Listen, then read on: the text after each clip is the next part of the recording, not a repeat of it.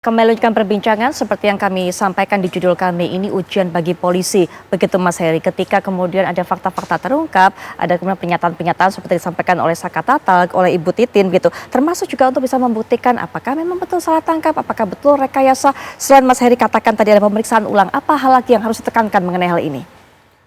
Iya, tidak lain tidak bukan adalah menemukan motifnya juga ya. Pembunuhan ini apa, kemudian sebelumnya motif itu pasti apakah ini peristiwa kejadian yang mengakibatkan meninggal karena kecelakaan atau perbuatan pidana, itu harus dipastikan terlebih dahulu, Mbak. Bahkan mungkin ada 3 isu hukum di sini. Satu, apakah penyidikannya tidak tuntas, mengakibatkan dalam sistem peradilan pidana ujungnya putusan ini nanti akan dipertanyakan bermasalah, walaupun tadi 3 kesepakatan dari masing-masing tingkatan itu sudah menyatakan bersalah begitu ya.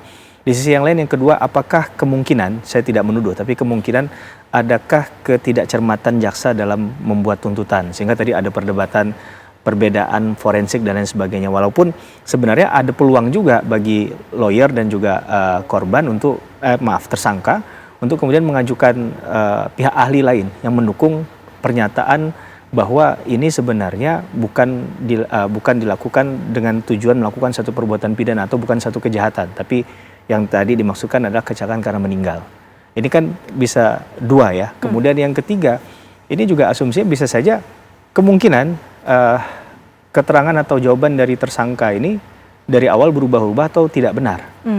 Atau bahkan sampai saat ini muncul pengakuan-pengakuan itu pun belum tentu bisa didasarkan pada kebenaran material. Jadi kalau kita mau jujur dan berusaha untuk tidak berpihak, maka 3 hal ini ada isu hukum yang kemungkinan akan terjadi. Nah, tinggal tadi kita melihat apakah dalam fakta-faktanya itu sudah termuat semua atau tidak. Sedangkan perkara ini kan sudah 8 tahun yang lalu. Ya. Mbak Putri, kita terpaksa harus menilainya dari sesuatu yang kemungkinan dugaan-dugaan juga. Karena saya nggak tahu apakah ini persidangan terekod dengan baik atau tidak. Adakah catatan-catatan di persidangan itu yang bisa dimunculkan, maka kita akan harus menilai kembali nih dari tingkat PN-nya tadi untuk menggali fakta tadi yang mendekati kebenaran yang mana. Karena kalau bicara tentang presumption, asumsinya pasti yang satu menyatakan bersalah, satunya tidak bersalah. Maka kalau kita mau adil, letaknya di tengah, kita kembali ke titik 0 tadi. Sepakati dulu bahwa ini adalah tindak pidana atau bukan.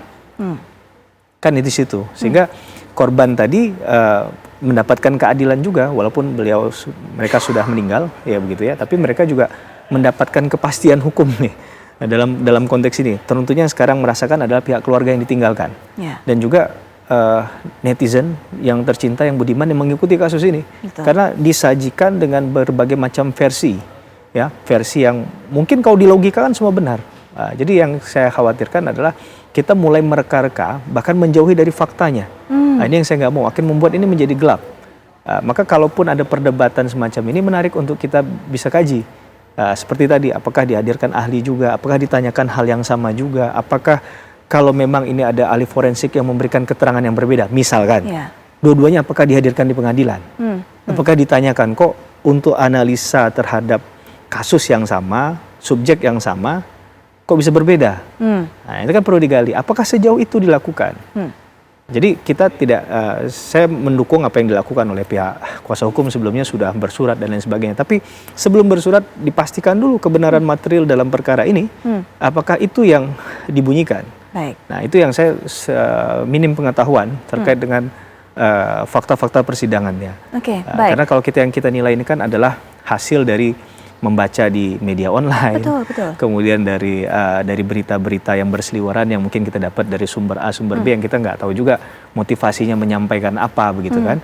Maka untuk menjaga bahwa ini adalah nilai keadilan bagi semua, justice for all, bukan hanya bagi institusi Polri ataupun kejaksaan yang misalnya nanti dipertanyakan kembali terkait dengan persoalan hukum ini, atau juga dari pihak keluarga atau pihak tersangka, maka ini harus dipastikan betul.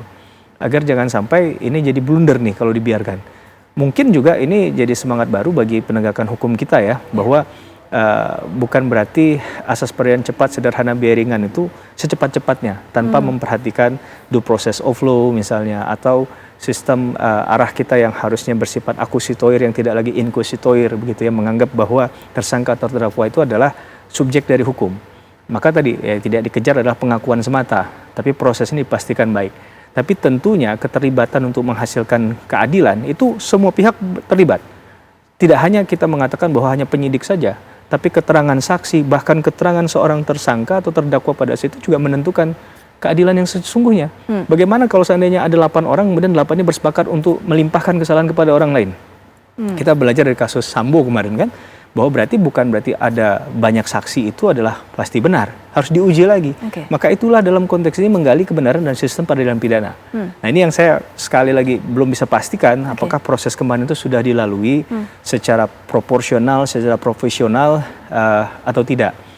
Kalau memang sudah ya tinggal disampaikan saja di publik tanpa ragu agar ini bisa memutus pandangan-pandangan yang kemudian bisa cenderung negatif. Mungkin awalnya kemunculan ini kalau saya duga ya adalah ketika misalnya ayah korban yang notabene adalah anggota kepolisian ikut terlibat dalam proses tersebut. Nah, kalaupun perlu misalnya dijelaskan sejauh mana keterlibatannya dan apa yang dilakukan, kita nggak bisa juga memisahkan antara dia sebagai polisi dan juga dia sebagai seorang ayah dalam perkara ini. Nah, sejauh ini kita bisa menilai sejauh mana profesionalitas itu dijalankan dalam perkara ini. Sehingga kita nggak hanya tergiring pada opini, ini kan karena ayahnya seorang ini kemudian dia akan bertindak seperti ini. Nah ini menurut saya publik juga perlu tercerahkan dengan hal-hal semacam itu. Baik.